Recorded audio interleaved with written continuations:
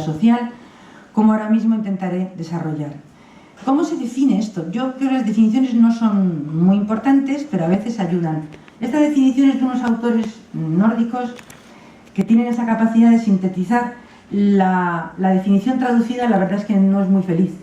Lingüísticamente es bastante fea, pero es un problema de traducción. Ellos dicen que aprender a aprender es la habilidad y disposición para adaptarse a nuevas tareas mediante la activación del compromiso para pensar y una perspectiva de esperanza a través del mantenimiento de la autorregulación cognitiva y afectiva de la actividad de aprender. Es horrorosa como definición, pero lo que dice dentro es muy importante. Yo leo en esta definición básicamente que aprender a aprender es sobre todo una manera de colocarse ante una actitud de cómo enfrentar los problemas, que evidentemente exige elementos cognitivos, pero que ante todo es una disposición, una manera de mantener. Esto de la perspectiva de esperanza en castellano suena como muy blandito, pero esta idea de creer que puedes mantener, conseguir algo, y tiene que ver con persistir, tiene que ver con no ceder a la primera.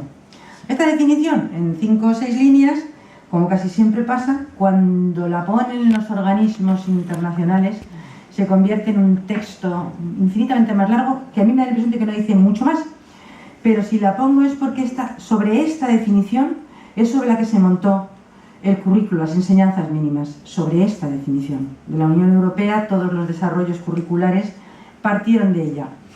Y dice, aprender a aprender es la capacidad para proseguir y persistir en el aprendizaje. Organizar el propio aprendizaje, lo que conlleva realizar un control eficaz del tiempo, de la información individual y grupalmente. Esta competencia incluye la conciencia de las necesidades y procesos del propio aprendizaje, la identificación de las oportunidades disponibles, la habilidad para superar los obstáculos con el fin de aprender con éxito. Incluye obtener, procesar y asimilar nuevos conocimientos y habilidades, así como la búsqueda y utilización de una guía. Aprender a aprender significa que los estudiantes se comprometen a construir su conocimiento a partir de los aprendizajes y experiencias vitales anteriores, con el fin de reutilizar, aplicar el conocimiento y las habilidades en una variedad de contextos. En casa, en el trabajo, en la educación y en la instrucción. En la competencia son cruciales la motivación y la confianza. Yo creo que no dice esencialmente nada, lo dice todo muchísimo más pormenorizado, pero una vez más viene a destacar, que es a donde querría llegar, que tal como nosotros lo entendemos, también se ha dicho anteriormente, aprender a aprender tiene dimensiones afectivas, cognitivas y sociales. Esto es un falso dualismo. Nosotros lo contamos así. Lo contamos como que hay cognición, hay emoción, cuando en realidad eso está fundido en el comportamiento humano. Pero bueno, para ordenarnos la cabeza y siendo conscientes de que nosotros no sentimos independientemente de cómo pensamos, ni actuamos independientemente de cómo sentimos y cómo pensamos, que cada vez que nos empeñamos en cortar con taxonomías de este tipo, podemos estar haciendo más difícil la comprensión que lo contrario, pero tomando conciencia de eso, puede ayudarnos a entender que hay distintos aspectos que debemos intentar desarrollar. Si fuera cierto que aprender a aprender es una capacidad fundamentalmente asociada a poner el aprendizaje fuera, supongo que estaríamos de acuerdo en que por tanto son capacidades relacionadas con la toma de conciencia. No con que hago cosas, sino que entiendo por qué las hago. Primero, me doy cuenta de que las hago y además entiendo por qué las hago. Y solo en la medida en que me doy cuenta y lo entiendo, puedo actuar regulándolas. Si están en un plano implícito, puedo hacerlas incluso bien, pero no podré transformarlas si no están en el plano de que las miro desde fuera. Es toma de conciencia. Cuando se habla de la metacognición en psicología, se suele hacer una distinción que también está muy cuestionada, pero que yo creo que nos ayuda, que es decir, la metacognición tiene 2 elementos. Por una parte, ser consciente de lo que sé y por otra parte, regular los procesos de aprendizaje. Si ponemos ejemplos, seguro que lo entendemos mejor. Vosotros tendréis alumnos, alumnas o hijos o hijas, enseñan tanto los unos como los otros, ¿no? Que sean personas de estas que se están preparando una clase y te dicen, ya me lo sé. Y tú le dices, ¿por qué te lo sabes? Porque lo he leído 6 veces. ¿Leer 6 veces garantiza saber algo? Sin embargo, su indicador de que se aprende cuando uno ya ha leído 6 veces está asociado a una comprensión de qué es aprender que les funciona. Hay otra gente que dice, No, ya me lo sé porque lo puedo decir en voz alta. No, ya me lo sé porque se lo puedo explicar a otro compañero. No tiene nada que ver. Como indicador de comprensión de cuándo sé algo o no sé algo, son indicadores completamente distintos. Tenéis alumnos de estos que salen de los exámenes, no los que se quieren hacer los interesantes, que los hay, sino los que salen de los exámenes y siempre dicen, me ha salido mal y lo han hecho estupendamente bien. En último término, ¿admitiríamos que hay personas que se conocen a sí mismos, que saben cuándo saben mejor que otras? Bueno, esa dimensión de saber lo que sabes y lo que no sabes se considera lo que es el elemento de conocimiento, ¿no? Conciencia del propio conocimiento, saber lo que sé y lo que no sé. Si yo pregunto a alguien, ¿te acuerdas de cómo se llamaba? Esa persona me puede contestar, no, no es que no me acuerde, es que nunca lo he sabido. Eso es diferente. Es decir, tener conciencia de tu propio conocimiento es una de las dimensiones de la capacidad de aprender a aprender. Y eso claro, yo afirmo que eso se aprende. ¿Vosotros podéis estar de acuerdo en que eso se aprende? ¿Que no se nace con ello aprendido? Por tanto, ¿que se puede enseñar? Esto no sé si se deriva. Hay gente que contesta, no se nace con ello aprendido, por tanto se puede aprender, pero no está de acuerdo con que se pueda enseñar. Y esto le tenéis que dar una vuelta. Porque yo hago una derivada. Yo considero, si algo no se nace y se aprende, todo lo que se aprende se puede enseñar. Pero hay mucha gente que no está de acuerdo con esto. Hay mucha gente que considera que hay cosas que se aprenden pero que no se enseñan. Los sentimientos son un ejemplo. Yo me encuentro muchos docentes que me dicen que no se pueden enseñar los sentimientos. Que se pueden aprender, pero que no se pueden enseñar. Y me encuentro con mucha gente que en aprender a aprender considera esto mismo. A mí nadie me enseñó y yo aprendí. Esta idea de que no necesariamente porque algo no esté ahí, hay que enseñarlo como tal. Yo creo que es una de las grandes dificultades que tiene esta competencia. Que se piensa que en el propio proceso de aprendizaje la gente lo aprende sin necesidad de hacer una planificación específica de cómo ayudar a que se construya. La conciencia del propio conocimiento es una de las dimensiones de aprender a aprender. La otra tiene que ver con la idea de regular conscientemente los procesos que tú haces. Mientras estás en los procesos, ser capaz de planificar, durante el proceso estar dándote cuenta de lo que está pasando y hacer una fase final de evaluación. Así se plantea. Planificación, supervisión durante el proceso online, dice ahora la gente moderna, online, y evaluación.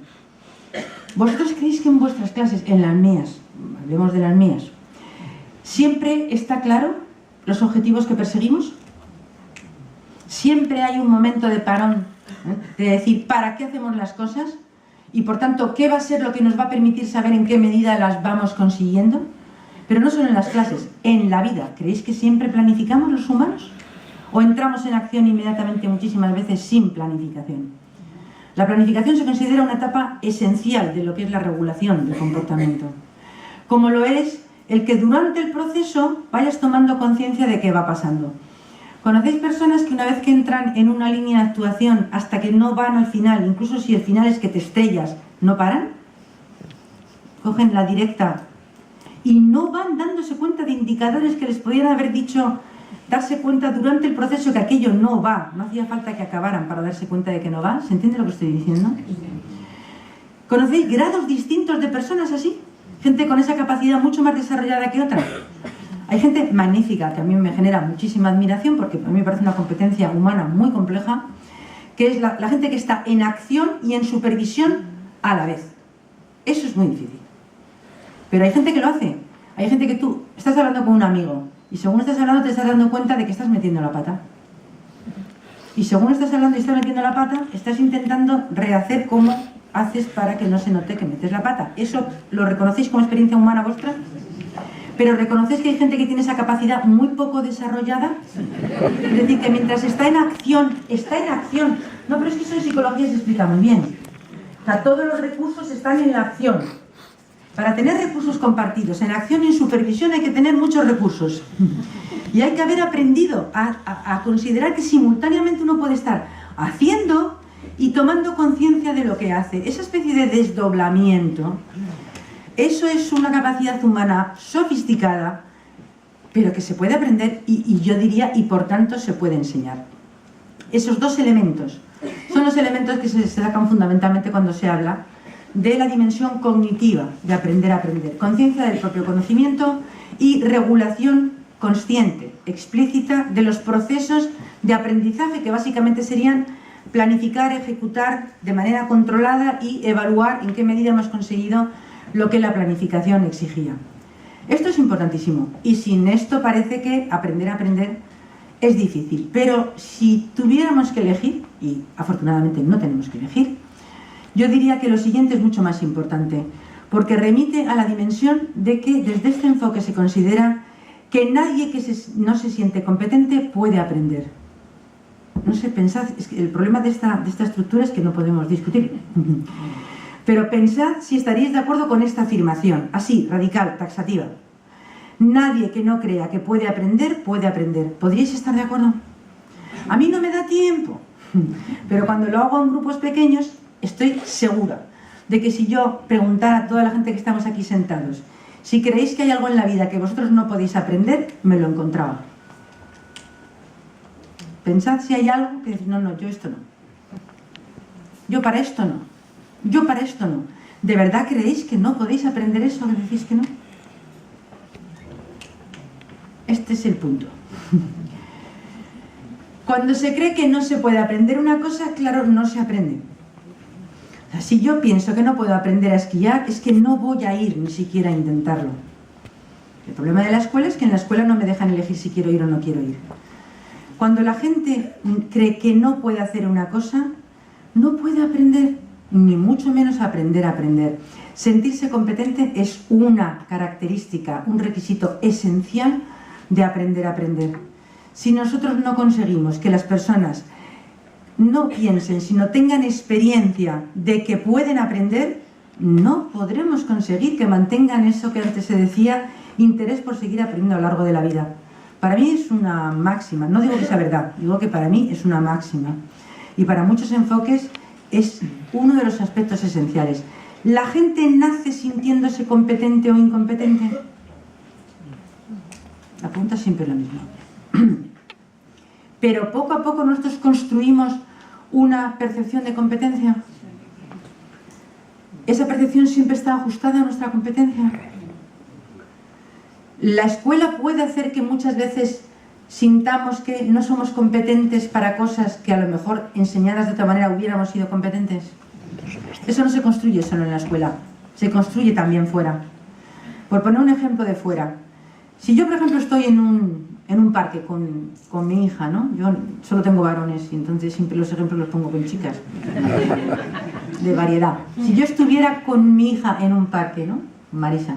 Entonces, Marisa sube el tobogán, va y se cae. Y yo le puedo decir dos cosas completamente distintas. Ay, Marisa, qué torponcita eres, con todo el cariño del mundo. Porque Marisa es guapa, lista, buena gente, y a mí que sea más o menos ágil no me parece un problema. Y por tanto hago esta afirmación.